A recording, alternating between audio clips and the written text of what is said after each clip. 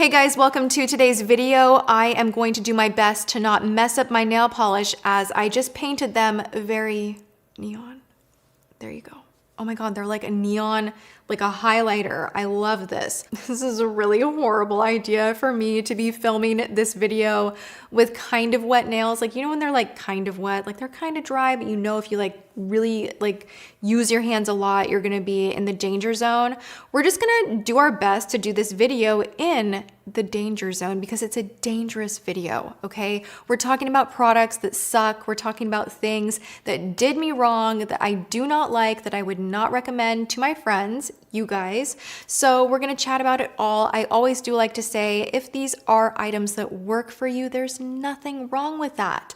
That just means I am crazy picky, and you know, part of what I do is trying so much, and I'm just letting you know, in my opinion, there are better options out there, and I always go through the pros and cons and why I don't like some things. I really do try to be fair, but I have like, I'm looking at this pile in front of me and I'm just like turned off.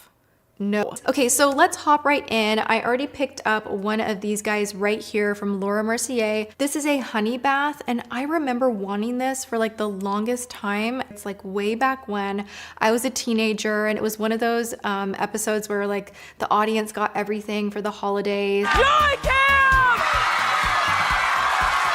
And I just remember looking at this and being like, one day I will have like a nice bath, and I will have bath things, and I will take a luxurious bath. And this one comes with this little like wooden honeycomb kind of scooper where you kind of dip it in and you put it under the running water, and it's supposed to be this fabulous bath time experience. And the bubbles are nice. They're not great, to be honest. And it doesn't really super hydrate or anything. And I actually think this stinks. Like it does something to like change on me that just kind of smells weird. I love fig from Laura Mercier. I love pistache, but the honey and any of the almond or sweeter scents for some reason like turn foul on me. Have any of you guys had this experience? Please tell me, because I think I'm losing my mind. I smell it in the jar and I'm just like, oh yeah, I can totally get into that. And I put it on and I smell like a cream cheese bagel. Angelic. This is a daytime lotion. It is gonna be very illuminating on the skin.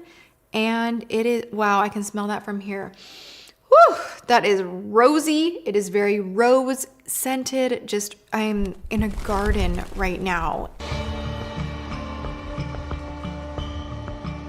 Tati. I cannot with rose scented face stuff. Some people really, really love it. It is not my thing. I don't like it.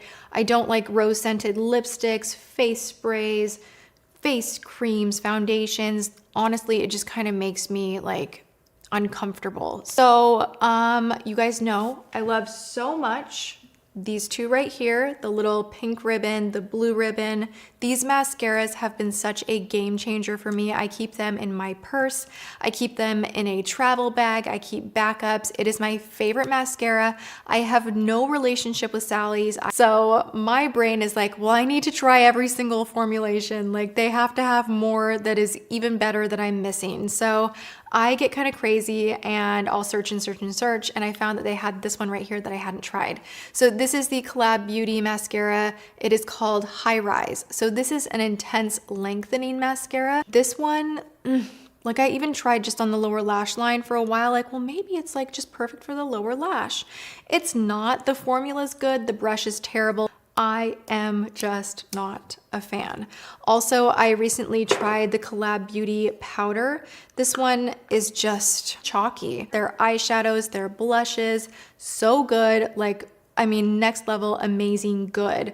I wore it, I would look in the mirror and I'd be like, why do my pores look bad? And why do I look dry? Like, this is crazy. Like, what is going on? And I realized it's because I was touching up with this powder, and I just don't like it. It's just, and to set the foundation initially, I don't like it. On its own, I don't like it. I could slap myself for this purchase, actually, just like, bam, Tati, why?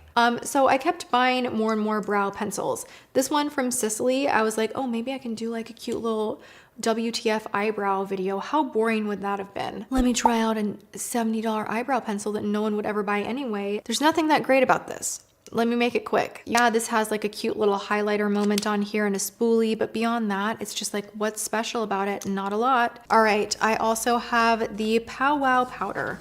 I can't stand a dry highlighter. Like, I just don't want anything to do with it. When I'm swatching highlighters in my collection to be like, you can stay, you need to go, pack your bags, you can stay, I love you. This kind of a thing makes me insane. And in the past, I would be like, but maybe I could use it as an eyeshadow. And then now I'm just like, no, come on, stop it. You see how it's not like terrible, but it's not great. My version of top notch right now is the Fenty highlighter. I've just been stuck on this. It's a little wild for most people. I kind of got carried away with it today. It just almost looks wet. And it sinks into the skin in a way because it's just that like gel with glimmer. It doesn't ever look really chunky. It doesn't exaggerate things that I don't want to exaggerate. And I found that these powders that are kind of in the in-between where they're dry as highlighters just usually don't look very good on the skin. So this is in my no pile. I have talked about this in a try-on video. Oh my God, so much fallout. Oh, I hate this eyeshadow so, but I'm getting rid of it. This is the e.l.f. 90s Mood palette. And then I have this from Zoeva.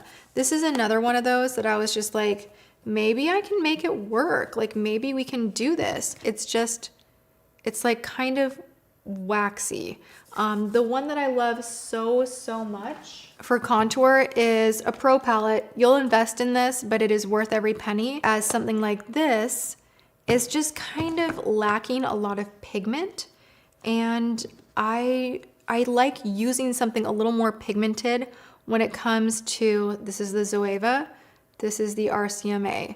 Do we see how much thicker and more pigmented? You need the tiniest amount to get a maximum payoff, and you end up looking more natural because of it. So don't be intimidated by a contour that is a little more pigmented. Use less of it, get the area very blended, and it will look beautiful. Whereas sometimes with something like this, it can end up looking quite blotchy. So, okay, I also have these guys from Starskin.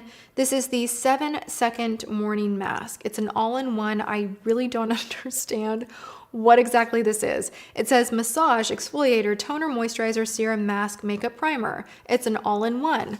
I would put it on and my skin would just kind of feel sticky, and I would just get the sensation that I wasn't done and I needed a serum and I needed a moisturizer and I needed a primer. So I used these probably for a couple of weeks. I prefer my routine where I know what I'm putting on my skin, I know what my skin is getting, I'm letting certain items sink in and moving on to the next item. And this was just too much of a shortcut and just never felt to me as good as my normal skincare. So hope you like this video. Even if it is kind of negative, go ahead and give it a thumbs up. All right, I love you. I will see you guys in my next one. Go have a good one. And thank you so much for hanging out with me. Mwah.